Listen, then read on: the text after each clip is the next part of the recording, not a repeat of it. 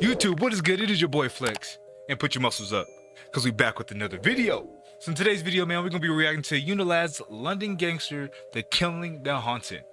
And to my gamers, man, I do stream live on trovo.live, so if you want to come kick it with me there, watch some good gameplay, I'll put the link in the description below. Come check me out. Alright, so let's cut out all the chit chat, man. Grab your headphones, turn the volume up. You already know the deal, get that full experience. Let's get into the video, let's watch it, let's go. Sitting in the motor, he was my driver, old Frank. He went, what's going on? I said, tomorrow, I said at 7 o'clock in the morning, go and get Kennedy. That was my sawn-off shotgun. It was named after President Kennedy. I said, and I want one chamber, one buckshot filled with rock salt, and the other one with the normal buckshot in, all right? Yeah, I'm not messing about with these people. They're dangerous. I'm going to shoot them. Man, I was ready to go. I just gotta point out that that suit is so clean. My guy is looking real dapper right now. People called me a gangster. I didn't like it. One guy called me a gangster, so I stuck a gun in his mouth and educated him that I weren't a gangster. And I said, look, I'm a businessman, and my business is crime. Tell me about your childhood. Well, my family was all straight goers. I was the one who corrupted them all, because they'd never seen so much money as I was earning. So they was all straight goers. My dad was a builder. My mum was a stout-home mum, like she had 8 kids. I was the baby, so I got spoiled. And I went to good schools, I went to grammar. And to Bent Old Bill from Stoke Newton, I was walking through a park, a couple of my old school friends, one of them let off a starting pistol, so the 2 coppers come in. And they started getting heavy with them, and I went, oh, you can't do that. I said, you've got to have a responsible adult there. He went, what, are you, a lawyer? I said, no, but I know my rights. And he went, okay, walked out, they come back, threw a razor on the floor, cutthroat, and he went, we're nicking you, but that come out your pocket. I went, what are you talking about? So they nicked me, took me to Stoke Newington. He said, they said, if you plead guilty, it'll be a 10 bob fine. If you don't plead guilty and you go up the steps, he said, you're going to get a ball for that. So I done guilty. When I've gone back to work, of course, they've read it in the newspaper, I lost my job. And with a criminal record, it was very hard to get another job. So what opened up to me, I thought, if you're going to make me a bad guy, I'll show you how bad I can be. Can you talk to me a little bit about what was the first thing you did? We was bashing people up for money. And they said, you know, this guy owes us 500 quid. Well, in them days, the average man was earning 12 quid a week, so 500 quid's a lot of dough. And they would give you 10%. So I thought, that sounds good to me, it's a good bit of business, you know? So I'd go out and bash them up, because they took a liberty anyway, you know, they tried to rob the geezer, turned him over. I didn't mind tuning them up, and I got my bit of money. And then I thought about it, I thought, I'm taking all the risk and you're earning all the dough.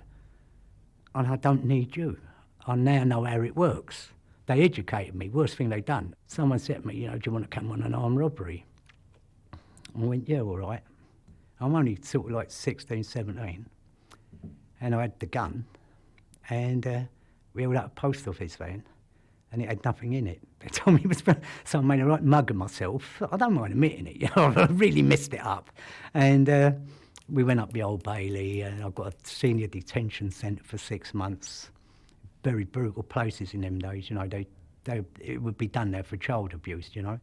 And I see them beating kids up, and it brought out an anger in me. And when I come out, my dad was waiting, bless him. He went, no more guns and all that. I went, no, no, no. I said, leave it to me. And when I got out, I put my own firm together then. And they were all hungry, they all had criminal records. Tell me about your family. This guy has really mastered the criminal business. This guy, like, even the terminology for his gang is very sophisticated. It's crazy. What were you called? They just used to call us the chaps, you know, the chaps are about. And I always dressed nice. And I come out and I thought to myself, right, there's business to be done here. So I noticed that there was a lot of like Chinese Indian shops opened up. So I had the bricks put through their window for 2 times. Then I went into them and I said, look, we can stop this happening for you, you know? It's not nice. I said, people sitting down here trying to have a Chinese or an Indian, and a brick comes through and hits them side, yeah, they ain't going to come back. But we can stop it happening for you, yeah? And if you get a problem, you can phone us and I'll come and sort the problem. And I'd already had the reputation then for carrying a shooter. So we started up the business, the insurance business. Some people call it extortion, but it was an insurance business. Then we had a bit of gang warfare. Who was that with? All the little firms, because there weren't enough money for all of us, you know, so I wanted it all for us. The cake weren't big enough to, why have a little slice when you can have a big slice, you know?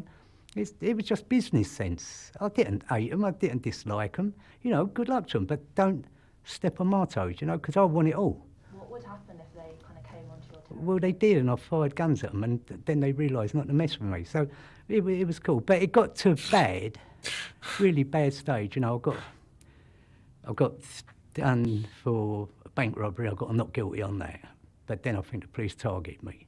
They knew I was bang at it. They used to come in the pub, and I'd be sitting there because in them days I didn't drink. I drank a bit of lemon, you know.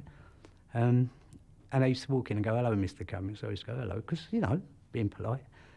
And they used to say, "We'll get you.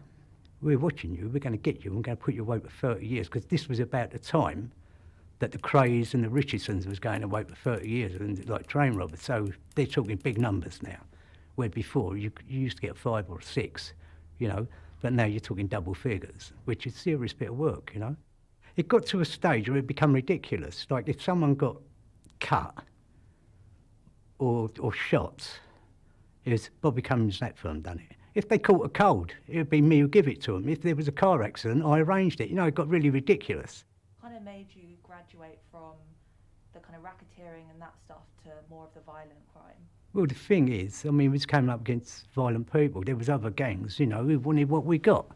And no way they're going to have it. I mean, at one stage, I'm sitting in the pub, all my pals having a drink because they were drunk. And Tony the Greek come in to me. He said, "You know the fish and chip shop where your mum and dad goes?" I went, "Yeah." He said, "Well, they're in bits." He said, like, a couple of Turkish guys got their daughter on heroin and trying to get her out on the game. And I went, "Do what?" He said, "Yeah." And I know this family. They're hard-working people. You know, they're in that fish and chip shop from dinner time, working through the night time, you know, covered in grease, and they're nice people. He said, "And they know about you, they've heard about you, and they want to talk to you, make it go away." I said, "Okay." So I got up and see him, and he had this biscuit tin, bless him. And he opened up the biscuit tin, he had rolls of notes in it. He said, "Bobby," he said, "you know," he's crying, his wife's crying, and I felt bad, you know. And he said, "You know, these people, terrible people, you know, told me what they'd..." He said, "And we don't want the problem, we work people." He said, "You know," I said, "Don't worry, I'll make it go away." So he gave me the biscuit tin, and it was their savings. And I don't take money off of them, I'm going to nick it off of people who really got it. So I said, "No." I said, "What you do, if we come in here, we get fish and chips free, and if my mum and dad come up here, you give them their fish and chips free, okay?" I said, "And that's the price." He went, "No, take them." I went, "No, I don't want your money." So I've come out, and Frank was sitting in the motor. He was my driver, old Frank. He went, "What's going on?" I said, "Tomorrow," I said, "at 7 o'clock in the morning," I said, "bring the car round." So he said, "What are we going to do?" I said, "We'll go and get Kennedy." That was my sawn-off shotgun. It was named after President Kennedy, because my birthday's 23rd November, and he got shot on the 22nd, so I named the gun Kennedy. I said, "And I want one chamber, one buckshot filled with rock salt, and the other one with the normal buckshot in, all right? Yeah, I'm not messing about with these people, they're dangerous, I'm going to shoot them." So we go round to this lockup, and they had this, like in them days, they had these little lockups, you know, under the arches and all that sort of thing, or in little back alleys. And they had a car business there they was doing. So I got out the motor, got the sawn off, one's under the car, I walked in and I shot him through the leg with the rock salt. He was screaming, but rock salt was good because it melted away and left no forensic. You know, when the blood hit it, it melted away, that's why I used it. I walked straight into the office, I threw my coat back, pulled out the sawn off, and I went, "I'll blow your fucking head off." I went, "How about that?" I said, "If you ain't off the manor in 24 hours, I'm going to blow your brains out." What does it feel like to shoot someone? Well, I weren't shooting in my head, right, because they used to say, how they do it, so you don't feel bad about it. They'd say, "We've got a rat." So you dehumanise them, they're not a person anymore, they're a rat. So what I'm shooting is vermin. So I had no problem with that. And they was doing bad things to people, you know, terrible things. And so they knew the name of the game when they was doing it, so they knew the rules. If you're a rat and you roll over, you get shot or killed. So it didn't matter to me in them days. I didn't. If you started thinking when you're going to shoot someone, you start thinking about wives, kids, grandmothers and all that, you couldn't do it. So you've got to dehumanise them so that they're just an object to be targeted, and you target them and you do it. And you. So I feel like when you have that type of ideology, you start to become that ideology. You know what I mean? Like when you start separating yourself from humanity, you're literally separating yourself from humanity, not from their humanity, but from your own humanity. You know what I mean? Like that's definitely an interesting mindset to me.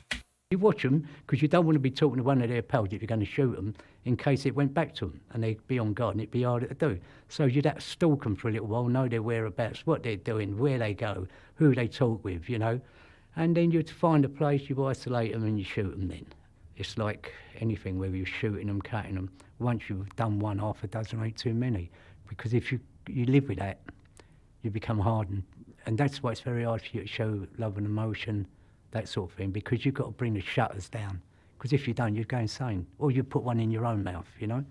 It's like an evolving thing.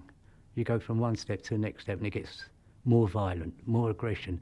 And in the end, it don't matter because you're only doing rodents anyway. You know, you're doing rats. There's three people you can't do in this world, yeah? You can never do if you're a villain. And that's a straight goer, yeah? It's the media, and Old Bill. You've got to be a lunatic if you shoot Old Bill, because they're never going to give up on you. You shoot the media, it's all over the papers, and you're not going to earn no money. It's not profitable. You know, and this is where people got me wrong. You know, that guy called me a gangster. I found it really offensive, you know.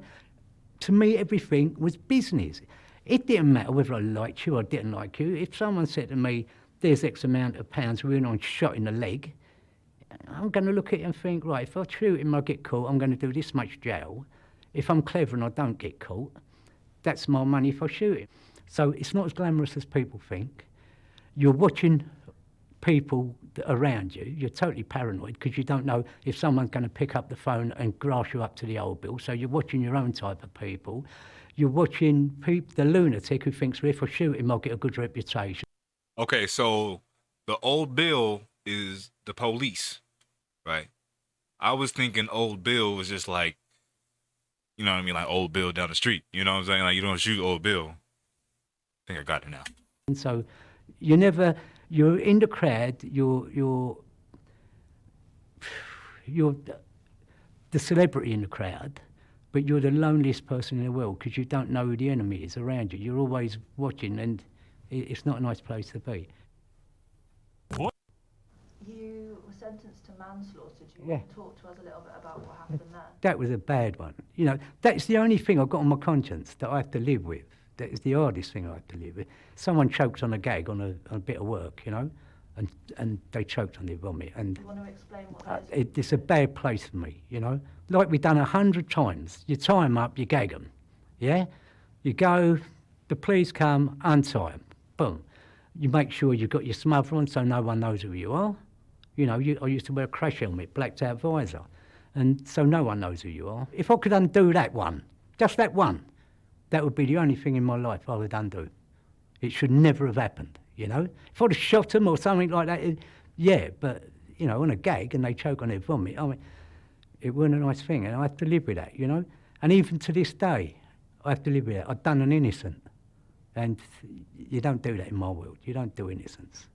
And no, that one I feel terrible about. But when I go to church, because I'm Catholic, I believe in that sort of thing, I always light a candle for that person, like I do my mum and dad and my daughter who died, you know. I light candles for them. It's a respect thing, and I say a prayer for them, you know. Why do you think the death of that victim at your hands has caused you so much kind of mental pain? Because it should never have happened. I was prided myself on good work, clean work, you know. I was out there to earn money. I weren't there to hurt people. If I had to hurt them, that was because they put themselves in a position where they had to go, you know. And it's the same, you know, when I was doing villains, I didn't care. You know, if they come up against, I know they're going to stab or shoot me, I'm going to give it to them first. So that didn't count, because we lived in a different world to everyone else. We lived in our own world, amongst our own people, and we all knew the rules. So you were sent to prison for manslaughter. Yeah. When you were there, what was prison like? It was a university of crime. You learned other people. Like if I now had the connections. If I wanted a dodgy passport, I know someone who's doing dodgy passports. If I wanted, you know, a dodgy checkbook account, got people to arrange that. If I wanted a deal in drugs, I'm meeting some of the best drug dealers and smugglers in the country. If I wanted to make bombs, I'm talking to the IRA and people like that. You know, there was in Parkhurst, which was Britain's Alcatraz at the time, you had the most dangerous KA men in the country there. I was in there, you know. It was the most politest place I've ever been in my life, because everyone's a potential killer. If they ain't killed, they're already up for doing it. And so everyone said good morning, no one pushed in the queues. If you forgot to say good morning to someone, they could get paranoid, think you're plotting up on them and kill you. And also, when you're in prison, you ain't going nowhere. And we all know how to kill people. You know, there's many ways you can kill people. One of my pals, they had food boats, he took an onion, and it was another geezer had already nicked it. And the guy went, that's my onion, and he went, go on your bike, because he could have a row, he was a boxer.